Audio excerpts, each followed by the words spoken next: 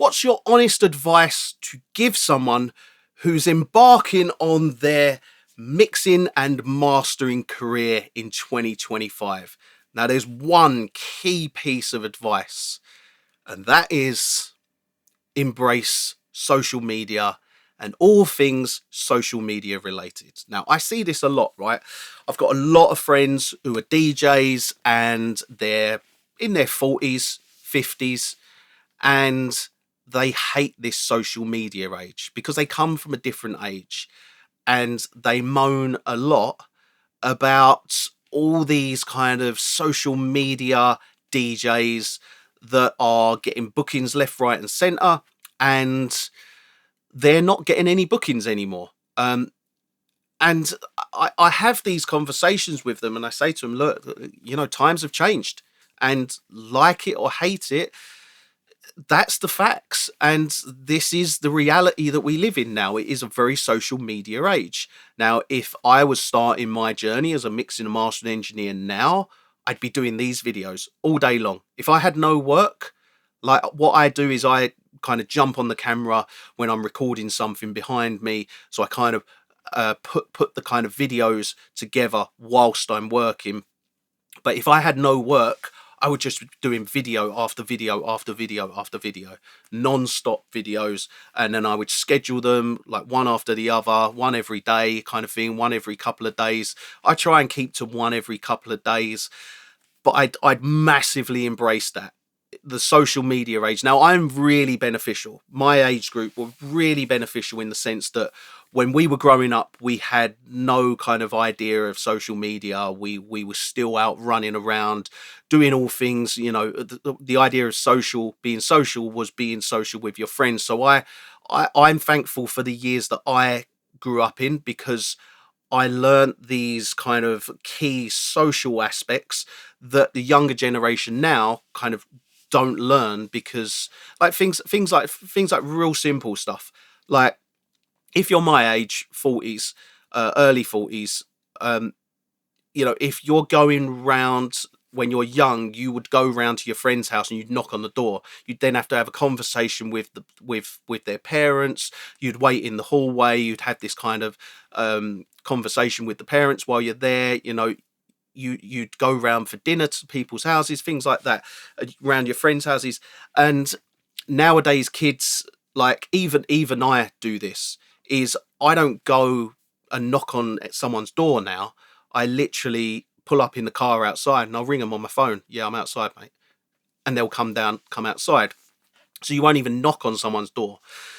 And kids nowadays, they've lost this sort of this way of being social with people very much, and that's not a great thing. But so I'm thankful for the years that I grew up, because I learnt that aspect of life. I learnt very, very much these life lessons at a young age, and then I grew up, like the internet became a big thing by the time I was like 16, 17, 18.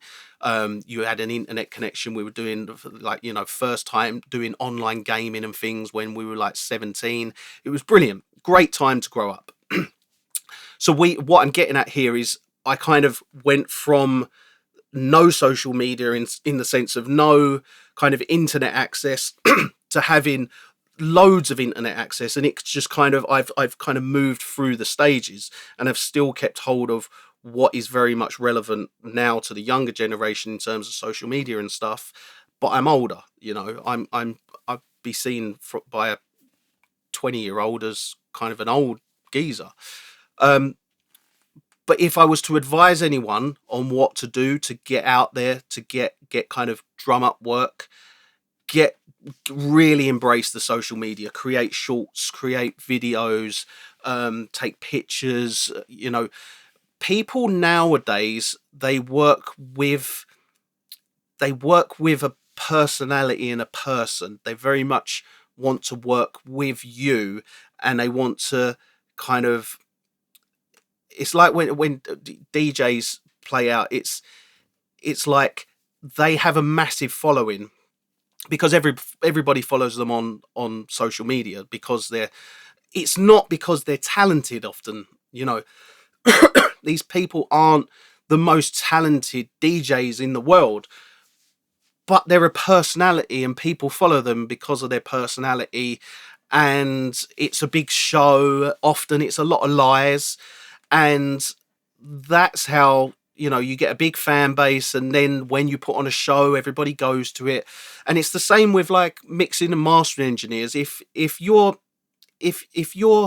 not doing any social media at all, and you've got an online website where you offer mixing and mastering services, no one's ever really going to hear about you, you know. And I know myself, and I can testify to this, that when you start doing all the social media and when you start posting a lot of stuff, and you do all these sorts of videos, when you go to like gear convention shows and like Gear Fest, NAM, any of these sorts of places, um, lots of people recognize you.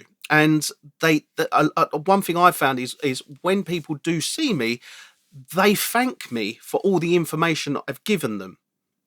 Now, this is a brilliant way to get yourself out there with all this sort of video content. And honestly, it's one of the most powerful things um, you can do. Like in my younger years, if I was 18 or so, for instance, there weren't massive amount of people on YouTube. You were lucky to get, if you got 100,000 views on YouTube for something, that was huge. Now it's like millions upon millions. But way back when, you know, YouTube was just like this kind of online platform that you just kind of posted some videos to every now and then. It wasn't this massive thing. It's now huge. It's overtaken, and I'll say this: it has overtaken TV. I don't watch TV, right? I'll watch a bit of Netflix, I'll watch a bit of Amazon Prime or something, but I watch YouTube non-stop. I've got a YouTube premium account, no ads. I'll watch video after video. It's all really good content that I watch. It's a wide range of stuff. Now, YouTube is the new TV. If you have a YouTube channel that's popular, you've basically got a TV channel. Because I'll shoot one of these videos, this sort of conversational video where I'm just sitting in a studio talking to a camera, and you know there'll be 2,000, 3,000 views on that. And you know, even if one person who watched that went, "I, you know what, he's a nice guy. I'm gonna get him to master my track next time." You know, that's one video, and generating you a client. And this happens for me continuously. And this is why I post so many videos. And I'd highly recommend anyone that wants to get into mixing and mastering, put together loads of video content. It could be tutorials. It could be, you know, you could have this like little idea of how to process a kick drum. Do a tutorial on it. How to process a kick drum. My ideas on how to process a kick drum. People will watch it and then they'll go, "Oh yeah, he can process kick drums really well. Maybe I'll get him to do my next track." You know, that it kind of works like that. And the thing with it is, with regards to the social media, it it doesn't happen overnight. You can't just create social media accounts and have this kind of business brand on social media and then just literally go, "Right, I'm going to create a load of content. Right, where's my thousands of views?" Because it doesn't happen like that. I with this YouTube channel, it was demoralizing because I'd shoot a video and get 100 views, and then shoot another video and I got 150 views, and then the next one got 200, and now it goes up and up and up and up and up. Um, and then over a period of time, things grow and they get massive, and you've just got to really keep at it. Just keep it, no matter how disheartening it is. If you got 10 views on your first video, the next video gets 10 views, the next one gets 10 views, and it doesn't seem like it's going anywhere. At some point, it will go somewhere.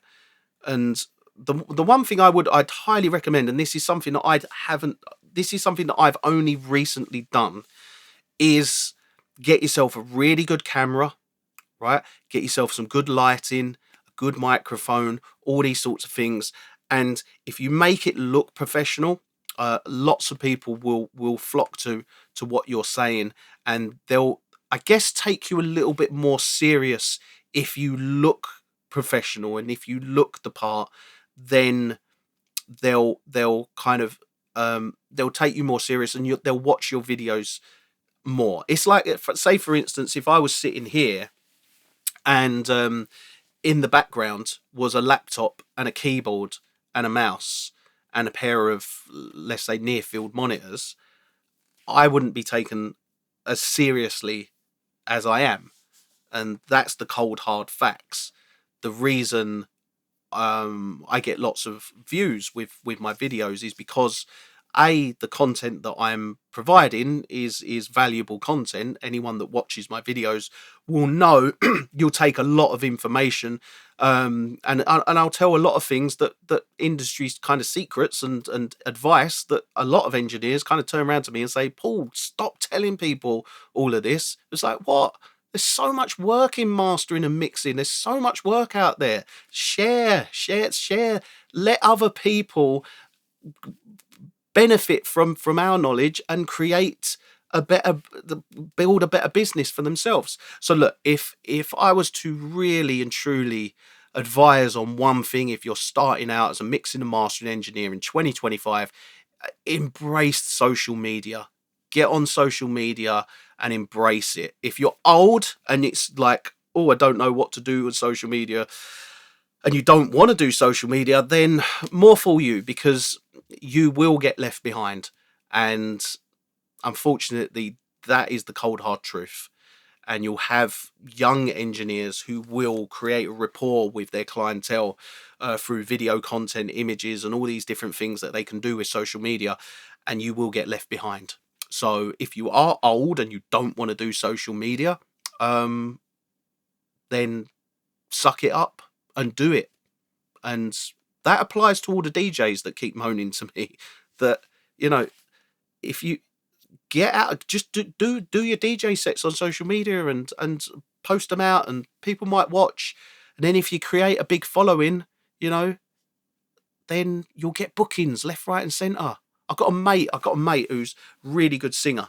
My mate Joe, he does this thing where he literally goes out and he goes into the local streets all around London, and they have the decks and the camera set up, and then they're singing away and the crowd all get involved and all that sort of stuff.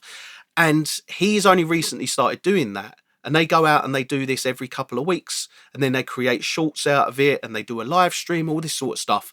And they're getting bookings left, right, and centre, traveling the world now, which is brilliant. And that's all part of the fact that they're doing this social media.